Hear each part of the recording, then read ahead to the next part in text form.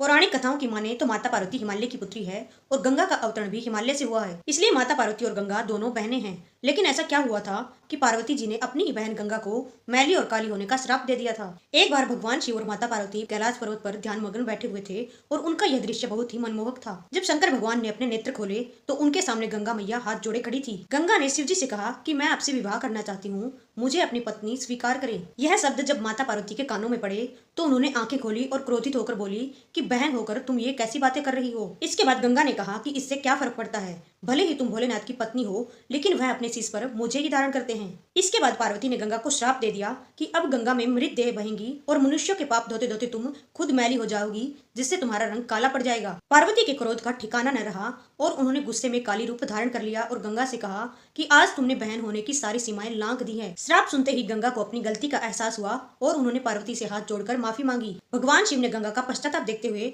उन्हें श्राप मुक्त कर दिया और कहा कि तुम्हारे जल से जो भी स्नान करेगा उसके सारे पाप धुल जाएंगे।